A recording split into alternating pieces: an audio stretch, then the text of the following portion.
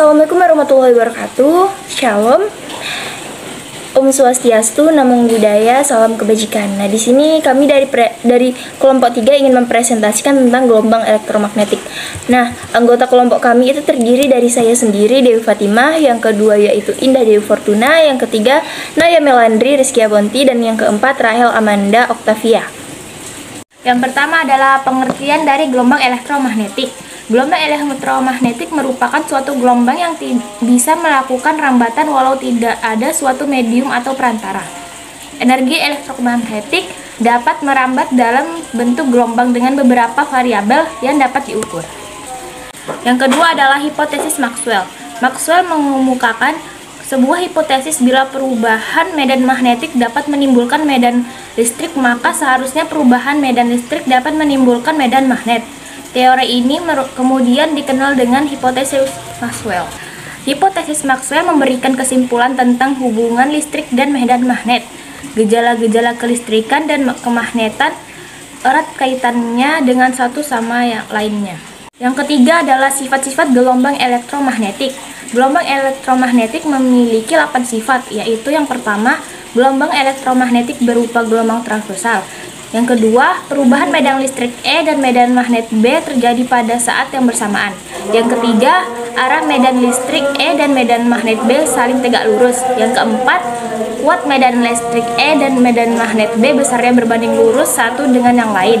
Yang kelima, arah perambatan gelombang elektromagnetik selalu tegak lurus arah medan listrik E dan medan magnet B.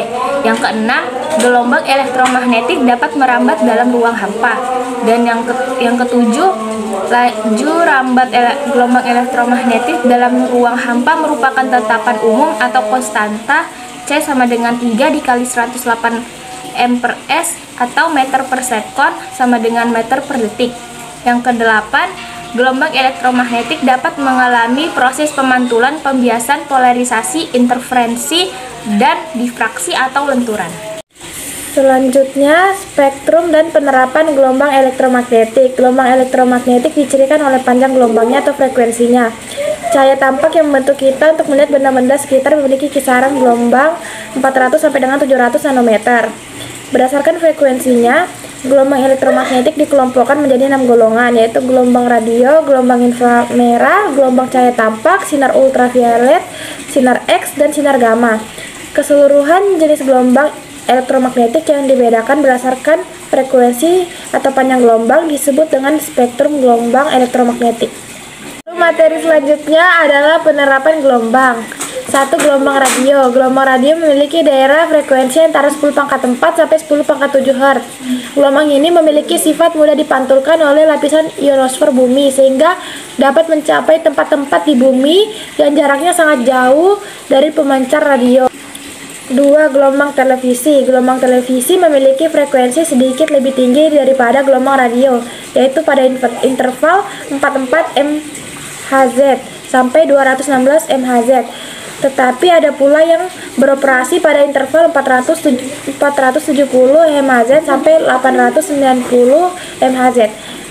Gelombang ini disebut ultra high frequency atau disingkat dengan UHF.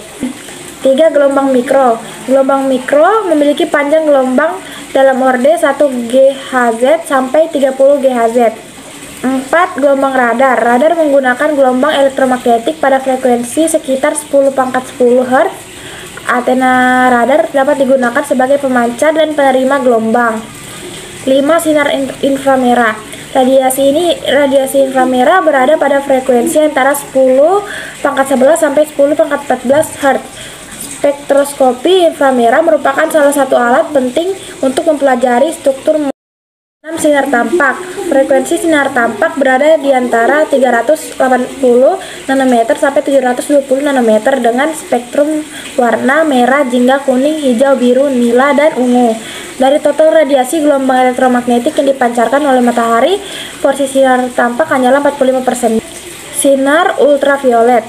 Sinar ultraviolet atau sinar ultra ungu merupakan gelombang elektromagnetik yang memiliki frekuensi di atas sinar tampak dan di bawah sinar X. Tentang frekuensinya adalah antara 10⁻15 Hz sampai 10 pangkat 16 Hz.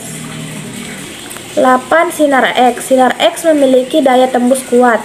Sinar X memiliki frekuensi 10 pangkat 16 sampai 10 pangkat 20 Hz. Sinar X digunakan secara luas di bidang kedokteran atau keperluan diagnosa. 9. Sinar Gamma.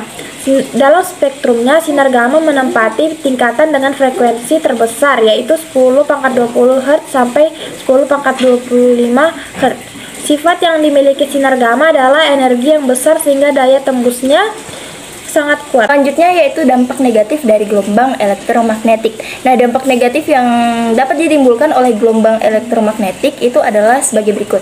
Yang pertama yaitu paparan radiasi ultraviolet B atau UVB yang berlebihan terhadap manusia, hewan, tanaman, dan bahan-bahan bangunan yang dapat menimbulkan dampak negatif pada manusia. Nah, radiasi UVB berlebihan dapat menimbulkan penyakit kanker kulit, katarak pada mata, dan mengurangi daya tahan tubuh terhadap penyakit infeksi. Selain itu, peningkatan radiasi gelombang pendek UVB juga dapat memicu reaksi kimiawi di atmosfer bagian bawah. Yang selanjutnya yaitu yang kedua, yaitu pulsa microwaves dapat menimbulkan efek stres pada kimia syaraf otak. Yang ketiga yaitu apabila terjadi lubang ozon, maka sinar UV khususnya yang jenis UV tipe B yang memiliki panjang gelombang 290 nanometer yang menembus pada permukaan bumi dan kemudian mengenai orang dapat menyebabkan kulit pada manusia itu tersengat. Itu merupakan molekul DNA dan bahkan bisa berlangsung terus-menerus dalam jangka lama dan dapat memicu kanker kulit termasuk terhadap makhluk hidup lainnya. Dan yang selanjutnya yaitu nomor keempat, itu adalah radiasi HP dapat mengacaukan gelombang otak, menyebabkan sakit kepala, kelelahan, dan hilang memori. Pemakaian HP dapat menyebabkan kanker otak. Dan yang kelima itu beberapa efek negatif yang bisa memicu sebagai akibat radiasi HP antara lain itu kerusakan sel saraf, menurunnya atau bahkan kehilangan konsentrasi, kerusakan sistem kekebalan tubuh, meningkatkan tekanan darah, hingga gangguan tidur dan perubahan aktivitas otak. Yang keenam, itu sebagian besar garis-garis pada wajah dan kerut atau keriput disebabkan oleh pemaparan berlebihan terhadap sinar UV. Nah, baik UVA yang bertanggung jawab atas noda gelap, keriput atau kerut, dan melanoma maupun UVB yang bertanggung jawab atas kulit terbakar dan karsinoma. Yang ketujuh yaitu dampak negatif dari WiFi. Sehubungan dengan radiasi elektromagnetik, keluhan nyeri di bagian kepala, telinga, tenggorokan, dan beberapa bagian tubuh lainnya bila berada dekat dengan peralatan elektronik atau menara pemancar. Nah, yang ke-8 atau yang terakhir itu dapat menyebabkan hilangnya pendengaran atau tuli. Nah, itu adalah dampak negatif gelombang elektromagnetik. Selanjutnya akan dijelaskan oleh Naya Melandri. Lalu selanjutnya ada cara mengurangi dampak negatif dari elektromagnetik. Untuk mengurangi dampak negatif elektromagnetik adalah yang pertama, menaruh ponsel atau benda elektronik lainnya di tempat lain ketika tidak digunakan. Yang kedua, menggunakan alat pengeras suara atau earphone yang masih menggunakan kabel daripada headphone Bluetooth. Yang ketiga, hindari meletakkan benda-benda elektronik di kantong celana atau baju. Yang keempat, jangan meletakkan ponsel di bawah bantal ketika tidur. Yang kelima, matikan internet. Yang keenam, matikan koneksi nirkabel saat tidak digunakan. Yang ketujuh, hindari mengantongi ponsel meski tidak digunakan. Ponsel akan terus memproduksi radiasi RF. Yang kedelapan, jangan gunakan ponsel saat lemah sinyal. Menggunakan ponsel dalam kendaraan yang bergerak cepat ternyata merupakan tindakan kurang bijak. Sebab saat bergerak, ponsel akan menangkap sinyal dari tower satu ke tower lain, sehingga memicu ponsel mengeluarkan sinyal RF lebih banyak. Sekian penjelasan dari kelompok kami. Terima kasih banyak.